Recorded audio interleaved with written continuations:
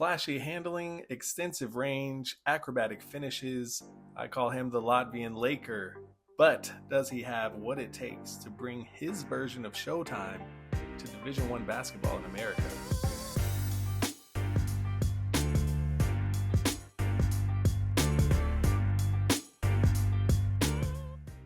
To the eastern coast of the Baltic Sea, we go to take a look at a 6'7" shooting guard with a lot of confidence and a lot of ability. As always, if you want his full name and contact info, head over to getrecruitedhoops.com and subscribe to our database, which is filled with college-ready hoopers from all over Europe and beyond. All right, so this kid is actually a member of the Latvian National Team, and it's easy to see why. Just kind of starting out with his range, he's really a proficient scorer from beyond the arc. He's also really talented at creating separation so that he can get a shot off from beyond the arc, and he's got a nice shooting motion, follow through. Everything looks good. Just like how he's able to break guys down off the dribble, he really loves the step back move, and he's pretty consistent with it. He knocks that down more times than he doesn't. Like I said, he has really good ball handling skills, just really good control with the ball, able to go left and right. Here he finishes with the right hand. He's just really well coordinated with both hands. As you can see here, he's able to attack the basket. He has great size at 6'7", and he's also pretty athletic. Here you can kind of see his leaping ability, able to adjust mid-air and make the shot. And here at the top of the key, just kind of probing, looking for the right shot, pulls up in the mid-range and knocks it down. And what I really like most about him is his ability to go left. So many kids these days still, after all these years of good coaching, they still just can't seem to go left. They don't practice it enough. This kid clearly practices going left and finishes nicely. I usually prefer using the screen rather than just ignoring it, but in this case, it was the right move. There was too much open space to the left, and he can go left, and there was a guy hedging the screen anyway, so it was the right call, and again, nice left-handed finish. And then it's just the little things, here, just celebrating his teammates' success. They have nothing to gain from winning this. It's not a real competition. It's just a college showcase, but cheering on your teammates and showing that competitive nature is always good.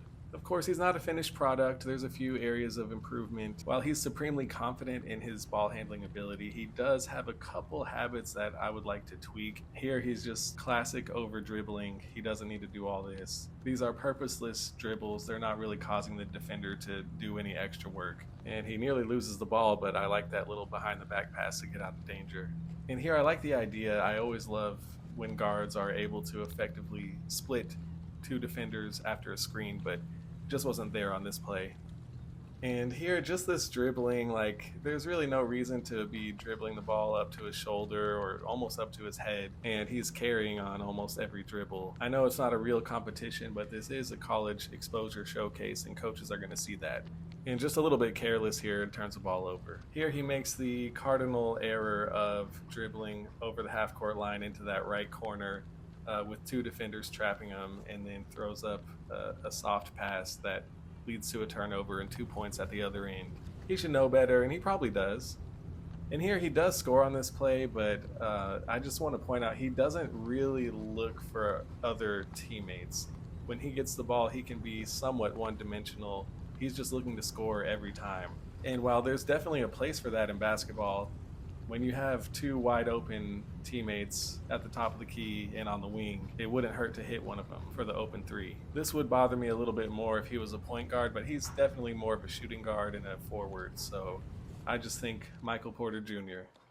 And lastly, this pass here, I'm sure he wishes he could take it back, but one-handed, over his head, up in the air for way too long, not a sharp, crisp pass.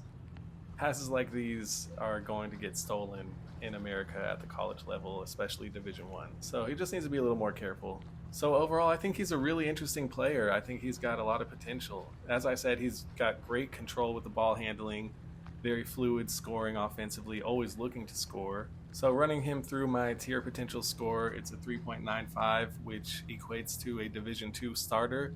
I personally would say he's more of a low major Division I player, just because he has that great size and natural scoring ability.